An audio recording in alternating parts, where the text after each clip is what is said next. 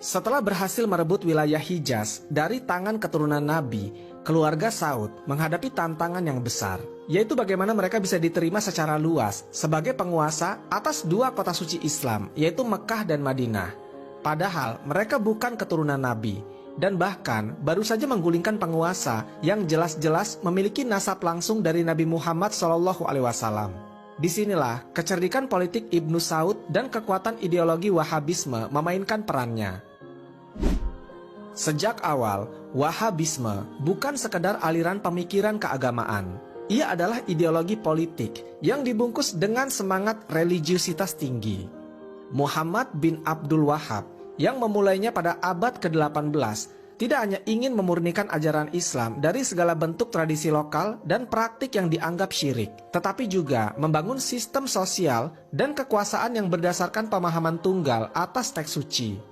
Dalam sistem ini, penguasa tidak perlu berasal dari keturunan Nabi. Yang paling penting adalah dia melindungi dan menyebarkan Islam secara murni. Itu mengapa ketika Ibnu Saud menguasai Mekah dan Madinah pada 1924 sampai 1925, dia tidak berusaha mengklaim bahwa dia adalah keturunan Nabi. Sebaliknya, dia justru menguatkan legitimasi kekuasaannya dengan mengibarkan bendera pemurnian Islam. Dia mengklaim bahwa kota-kota suci selama ini telah dikotori oleh ziarah berlebihan, pemujaan kuburan wali, dan tradisi sufi yang dianggap menyimpang oleh kaum Wahabi. Maka, pembersihan masjid-masjid dari makam dan tempat ziarah menjadi langkah simbolis sekaligus politis, yaitu untuk menunjukkan bahwa kekuasaan keluarga Saud telah sah karena mereka menegakkan Islam yang benar. Kalian mungkin berpikir, apakah rakyat menerima ini begitu saja? Jawabannya adalah tidak semuanya. Banyak ulama dari Mekah dan Madinah yang menolak pendekatan kasar Wahabi. Beberapa diasingkan dan yang lain dipaksa untuk patuh. Lalu sebagiannya terpaksa menyesuaikan diri demi keselamatan hidup.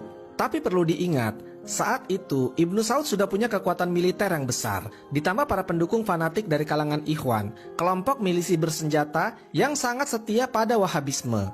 Yang menarik, pada saat yang sama, Inggris justru menjadi pendukung diam-diam dari keluarga Saud. Di tengah Perang Dunia Pertama, Kesultanan Ottoman yang menguasai wilayah Arab dan merupakan musuh Inggris mulai melemah. Inggris kemudian mencari sekutu lokal yang bisa menggoyahkan dominasi Ottoman. Mereka sempat mendekati Syarif Hussein di Hijaz dan menjanjikannya wilayah Arab yang merdeka. Ini dikenal dalam sejarah sebagai McMahon Hussein Correspondence. Tapi Inggris juga menjalin hubungan dengan Ibnu Saud karena melihat potensi militernya dan ideologi Wahabinya yang bisa dijadikan alat untuk menciptakan tatanan baru di Timur Tengah.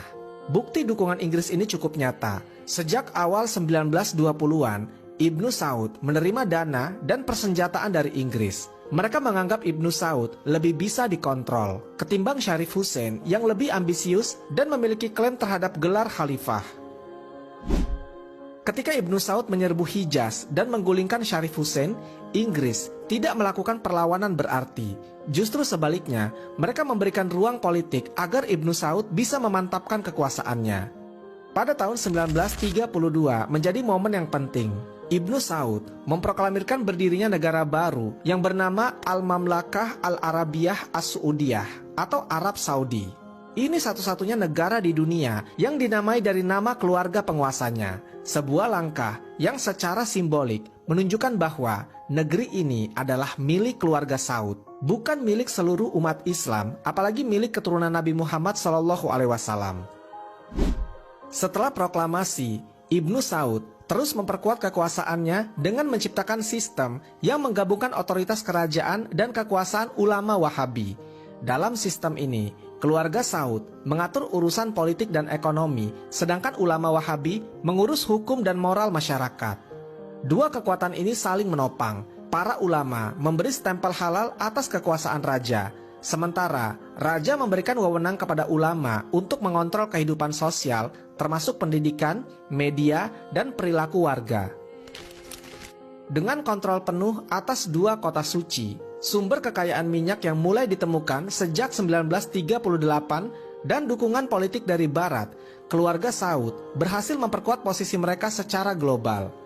Tapi sekali lagi, semua ini terjadi tanpa mereka harus mengaku sebagai keturunan Nabi Muhammad SAW. Bahkan, mereka sangat hati-hati dalam narasi publik agar tidak membuat klaim-klaim semacam itu.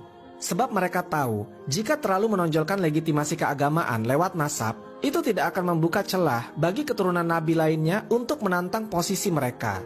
Sebagai contoh, keluarga Hashemid, keturunan Nabi yang dulu berkuasa di Hijaz, masih eksis hingga hari ini.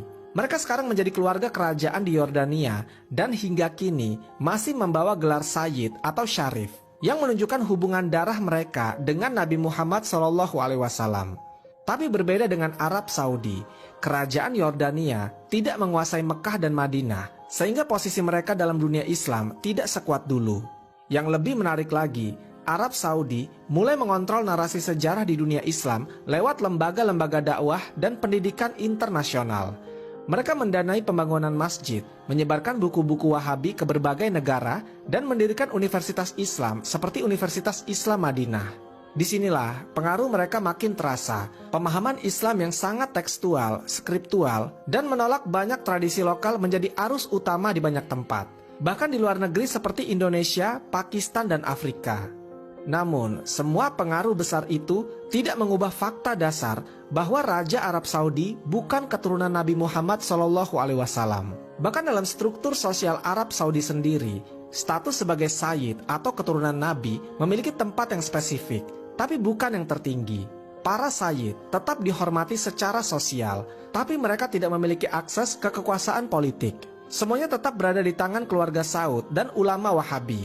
Dengan kata lain, kekuasaan di Arab Saudi bukan diwariskan lewat darah suci, tapi lewat perjanjian politik, kekuatan militer, aliansi ideologi, dan dukungan internasional. Disinilah letak perbedaan besar antara legitimasi spiritual dan legitimasi politik. Dan selama keluarga Saud bisa menjaga stabilitas kekuasaan itu, mereka tidak perlu mengaku keturunan Nabi untuk tetap menjadi penguasa atas tanah suci.